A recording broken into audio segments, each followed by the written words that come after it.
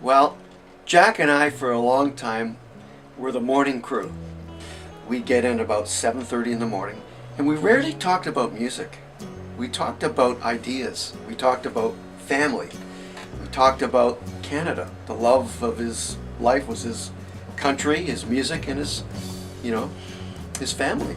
So Jack would get me to do the odd job. I'd clean up some dialogue for him, or clean up some work for television, or archive some of his Guess Who stuff. And I'd never ask for money. But Jack, knowing about my family, my kids, my grandkids, all this stuff, him and his wife Cheryl would do stovetop cooked jam. So I'd do a job for Jack, and about 2 weeks or 3 weeks after I got the job done, Jack would come into my office, plunk down this box of 12 jars of jam. They'd all be labeled raspberry, strawberry. I'll tell you, that jam was absolutely phenomenal. My kids would go through that jam in about a month. I can remember working with Jack before I started teaching in here, and being nervous as hell because of his background. And as soon as we were working together, he was able to calm you down, and he was very patient about you getting your act together. Obviously, you had to work at a fair pace, but if you were kind of nervous, he kind of understood that, and he was pretty good at letting you pull it together.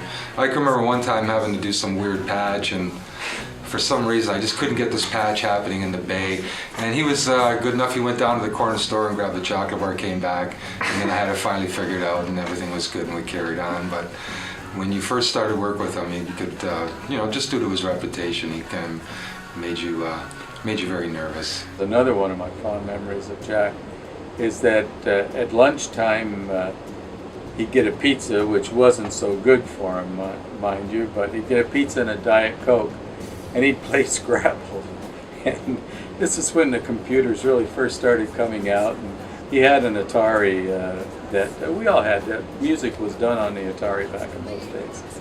And he'd play Scrabble with it. Well, it wouldn't take words that he and so he'd grab the dictionary and he'd show it to the computer. He'd say, "It's in the dictionary," and then he'd force it. So it was funny that way. He didn't have a lot of patience with technology. He was very good with it, but not a lot of patience. When Jack was in the studio going through all these submissions, right, everybody looked at Jack to see, I wonder what Jack thinks about this material, right? And you'd play something for 5 seconds, you'd either see Jack light up or just shake his head like this, right? Jack, you don't like it? Turn it off. Turn it off. It's just, and he could just lead a whole session like that. The one time I did see him excited was he called me on I think it was a Saturday morning, and he said, "Terry, I got to talk to you. I have to speak to you. I want to come over." And sure, Jack, come on over. What is it? He said, "I can't tell you. I've got to show you." And this was quite unusual for Jack, because usually he said, "I've got something to play for you. I'll play it for you next week, or I'll send it to you." I heard the knock at the door, went and let him in, and he was carrying a big envelope.